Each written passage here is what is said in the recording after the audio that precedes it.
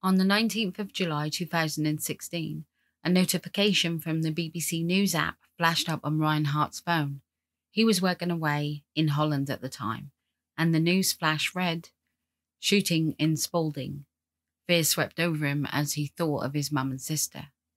Ryan knew his mum Claire and his sister Charlotte would be in the area at the time, as they often visited the swimming pool at the leisure centre. Now Ryan, he reached out to his brother Luke, who was also working away in Aberdeen, and he asked him if he'd seen the news. But he hadn't, so he refreshed his phone and there it was on his screen. Shooting in Spalding. Before we continue with today's episode, I want to say a quick thank you to MagellanTV for sponsoring my episode today. As most of you are aware by now, I love MagellanTV, not only because they add up to 20 hours of brand new content each and every week, and they have a huge variety of different documentaries for all of us to view every week. I've been watching one called Super Tornadoes. With extreme weather, for me, there was a real fascination, in particular with tornadoes. I think it's because I live in the UK and we don't really get them, but I've always been fascinated with tornadoes. This documentary looks back at one of the most costliest, deadliest, destructive tornadoes to hit Joplin in Missouri, and this happened in May 2011. Not only did people lose their homes, but they also lost their lives too. Now, this tornado was reaching around a mile wide, and it destroyed basically everything in its path. This documentary shows the effect that it had on the community and the after effect as well, and I highly recommend that you check it out. If you would like to check out your ad-free documentaries with MagellanTV, then I highly suggest that you click the link below and you will receive a 1-month free trial courtesy of MagellanTV. So go ahead, what are you waiting for? Click the link below and you will receive 1-month free trial with MagellanTV. Thank you again, MagellanTV, for sponsoring my episode. Now let's get back to today's episode. Claire had an unbreakable bond with her children. She was a wonderful mother who was strong, loving and kind. She had overcome ovarian cancer and was diagnosed with MS in 2003. But despite all of the obstacles she faced in life, Claire's happiness was with her children and the family dogs. Charlotte also had a big love for animals, and she was happy, bubbly, strong, kind, a beautiful young lady with everything to live for. She loved adventures and she loved her family, and most of all, she loved her mum. But from a very young age, Ryan, Luke and Charlotte soon learnt that their father was the one that made the rules in their home. His need for enforcing control over his family became so overwhelming for Claire and her children, because he didn't need to dominate his family home with violence. He already had full control of his family. They didn't know it yet, but they were all victims of coercive control behaviour by their father and husband.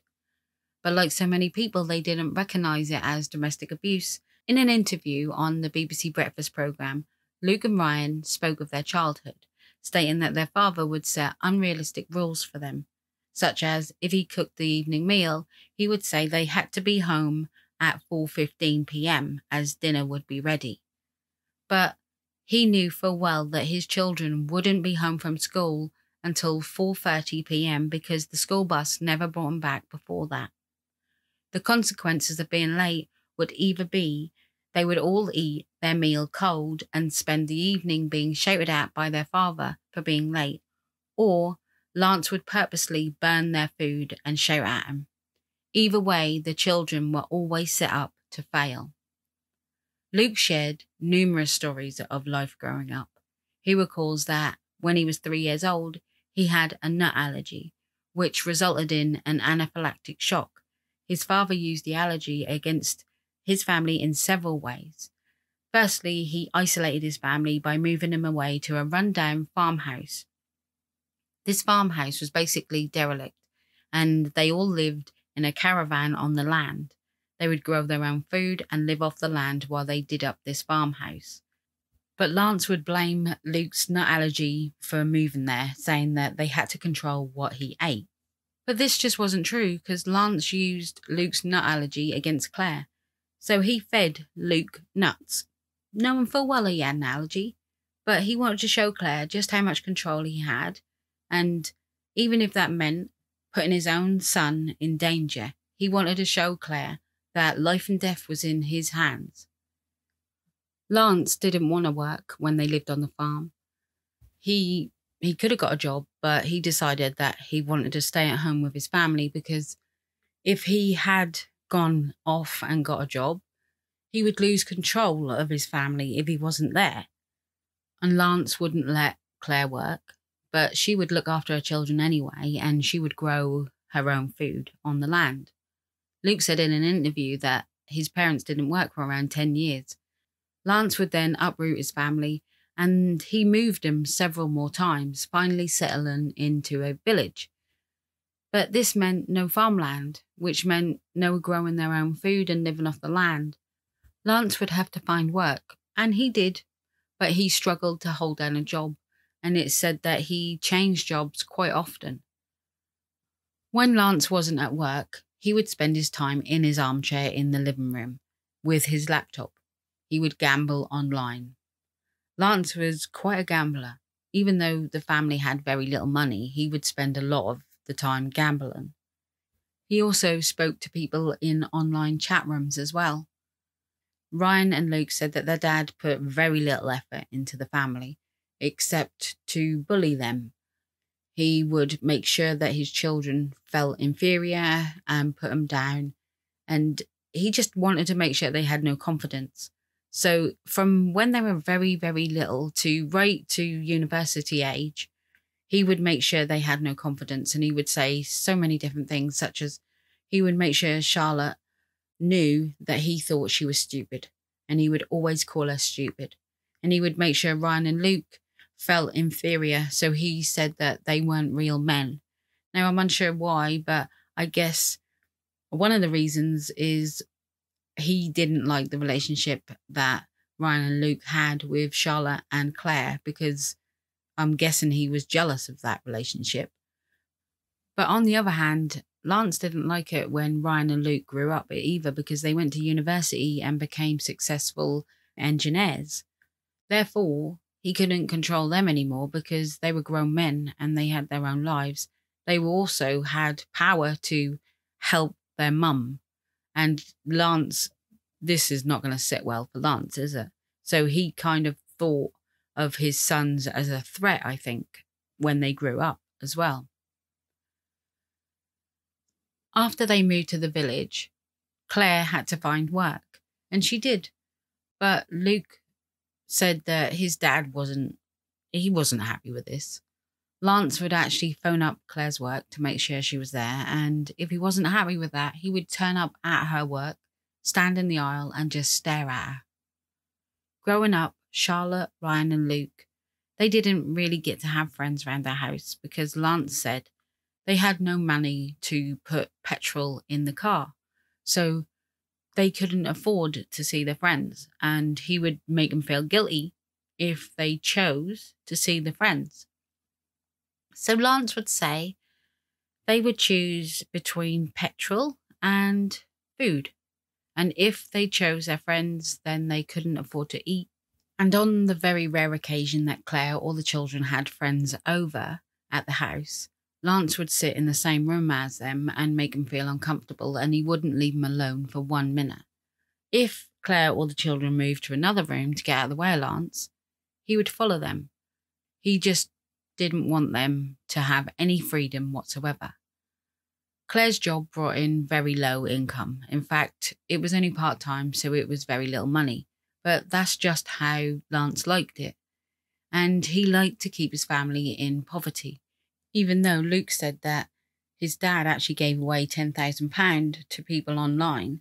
Instead of giving it to his family, he actually chose to give it to strangers online. I'm unsure where he got this money from, but I'm guessing it was through gambling. He would also control the bank accounts, and if Claire bought anything, she had to bring back a receipt to show Lance what she bought. But Claire, she was such a lovely mum, like I said, and she would make sure her children felt loved and supported. But Lance was the complete opposite. He didn't attend any parents' evenings, and he made sure that the control was with him. He wanted to make sure that his children failed in life, because if his children failed in life, Lance felt successful. Other ways that Lance would inflict control over his family, especially his children, was through family pets. So Lance would threaten the family dogs. He would threaten to feed them things that he knew would poison the dogs, or he would threaten to hurt the dogs in some way. This would upset the children, of course, and then the children would do what Lance said, and he would win that way. Everything seemed completely fine from the outside world if they looked in, because he had the right amount of control over his family, that they would do as they were told, but he also had the right amount of control that no one would become suspicious of anything. Everything looked normal to everybody else. Everyone was just completely unaware of how horrible he really was. They thought he was this really nice man when he really wasn't. Luke and Ryan recalled their dad being like a bored prison guard, for instance. He would deny his mother any freedom. Claire wasn't allowed any freedom at all. He would cause her so much stress that this would trigger off her MS, and Claire would suffer. He would accuse her of being gay if she wanted to have any friends outside the family, or if she wanted to have work friends. He hated it. He wanted her to see his political views, and he wanted his children to see it, and he wanted them to follow his way of thinking. But they didn't. They didn't want to think like him. Lance also stopped Charlotte from doing dog training. She really wanted to do this dog training thing, which cost £10 a week. But Lance said that there's no way she could do it. It's too expensive and they couldn't afford it. So he stopped it. But yet he still carried on gambling. Everything was just totally unfair for the family and always in his favour. On the 14th of July 2016, Luke and Ryan were picking up keys to a removal van they had hired that day. Now, this day had been a real long time coming. They had planned this day and they had dreamt about this day for so long. This was a new beginning for them all. They texted Mum and said that they would let her know when they were on their way, but she didn't reply. So they waited. But Claire didn't answer the phone. Charlotte was now 19 and she had gone away with her boyfriend, and she was due to return in a couple of days. Luke decided to go to the house to see what was going on. Then his phone rang. It was his mum. She explained that their dad had had a really bad morning and she couldn't get away from him. She said that she wanted to get away from him, but he insisted on driving her to work. So she had no choice but to let him. Luke and Ryan then picked their mum up and went back to the house. They packed everything they needed up and put it in the van. But Claire's passport and ID was locked away in a cupboard. So they hired a locksmith to come round and unlock this cupboard. And the locksmith did, and he gave Claire her passport and stuff. And they were almost free. They were almost free. They all jumped into the van and went to the new house. This was just a small little house that Luke and Ryan had rented for his mum and Charlotte, just to be able to be free, just free from control, free from everything, just to live a life they deserved so greatly. Claire was so happy to be away from her husband. Ryan and Luke had to go back to work, so they said that they'd be back at the weekend. Now, they were all looking forward to meeting up because they couldn't wait to see Charlotte and their mum and just all be together. On the 19th of July, Ryan was at work in Holland when a BBC News flash popped up on the screen. 3 dead in a shooting in Spalding. It was an incident that happened at the Castle Sports Complex swimming pool. Panic set in. Ryan messaged his mum and Charlotte and said, "Have you heard about the shooting? Are you all okay? Please call me." But he got no reply. Ryan called his brother Luke and said, "Look at the news." But his brother didn't see it, and then he refreshed his phone and there it was. There was a shooting. Ryan called up the police and he said that his mum and sister were probably in the area around about that time because they used to go swimming there. And then he gave their names to this police officer, and the police officer said that she would call him back. Ryan received a phone call from Claire's friend from work, and they said to Ryan, "Come on, mate, come on." The same morning at 9 a.m, 50-year-old Claire and 19-year-old Charlotte, they made their way to the swimming pool. They'd done this so many times before, and as they came out of the swimming pool leisure centre, they were met by 57-year-old Lance. He stood there in front of his wife and daughter with a shotgun in his hand. It's believed that he shot Charlotte first, and then he shot Claire. Lance then turned the gun on himself.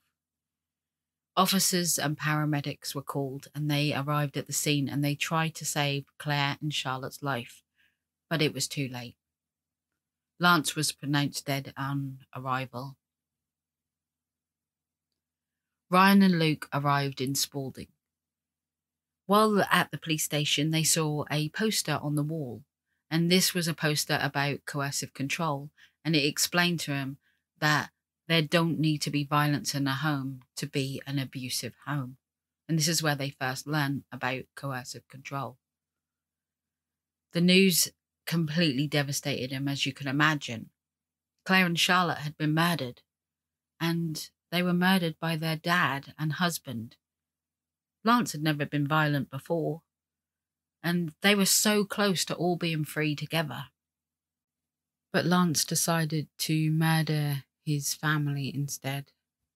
Ryan and Luke had to go identify their sister's body. And they did. They identified Charlotte's body. But they were told, or they were more advised, not to identify their mother's body due to her injuries. Luke and Ryan found out at the police station that their father had planned to kill the whole family just before Claire actually moved out. Lance had forbidden Claire to use social media or access to the internet. He basically controlled when she went online. He would stress her out so much so, like I said, that her MS would trigger off, and he would track her from everything from what she did when she woke up to when she went to work and when she went to bed. The police searched Lance's home, and in Lance's car they found a USB stick. Now, this had a 12-page murder note. Lance had researched how to kill his family. He had also seen his children as a way of maintaining power over Claire, because he knew that a mother would never leave their children. She would never leave them behind, and he knew that. He sat and he had his last meal the night before he killed his wife and daughter. In an inquest, Charlotte was shot in the upper abdomen, and her mother Claire was shot in the chest and abdomen. Lance was shot in the head, which was self-inflicted, and he had to be identified by his fingerprints. Charlotte was identified by her brothers, while Claire had to be identified by a comparison of a photograph of her. A funeral was held, and hundreds of mourners attended All Saints Church to remember Claire and Charlotte. During the service, Luke and Ryan said, "We know that right now you both are looking upon us and wishing us the strength to carry on. We owe you everything. We have to keep going and not be defeated. With your love, inspiration, determination, as an example, we have been shown a resilience that cannot be matched. We hope to make you proud as you have made us. We love you, Mum. We love you, Charlotte." Now, I think that Luke and Ryan have definitely made their mum and sister proud. Not only have they wrote a book about their life to help other people understand coercive controlled behaviour and abuse, but they also have become international domestic abuse keynote speakers, and winners of the BBC Inspirational Award 2020. I'll leave a link to their book down below so you can see it, and it's from Amazon. They share their story around all over the world and help people understand that abuse does not have to be with violence. Luke and Ryan said that by sharing their story, they hope to help others empower to open up about domestic abuse. I hope that our story can encourage others to stand up and speak out about many forms of domestic abuse. I hope it empowers those who are suffering the consequences to take action. They also said that you start to normalize yourself to the abuse and actually start to believe that it's not abuse and it just is you, basically, unable to satisfy the rules that are in place in the world. I guess by the time that you are able to really comprehend what you are doing, you are so entwined by the abuse that you start to believe that you are the one that needs to change. Society needs to shift the focus on control and behaviour, he said, rather than violence when tackling domestic abuse, because control is the ultimate aim for an abuser. From Mum and Charlotte, we learned that even in an environment of hate and suffering, you can apply yourself and you do not have to give in and just be an excuse, which our father was. Luke added that he was just an excuse. That is all he ever was. But Mum and Charlotte created themselves, in spite of the environment, into incredible people, and we use them as examples. But obviously, with a shooting, media will become aware and report on the matter. And media did. They reported on the shooting. But when they reported it from the killer's point of view. In fact, one of the reporters called it understandable. Now, victim blaming there's no room for it on my channel.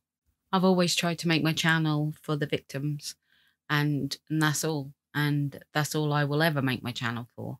I will see you all again very soon, and just know that I really do appreciate you all, and I really love and am so grateful for you all. So thank you all so much. Much love, everyone. Bye-bye.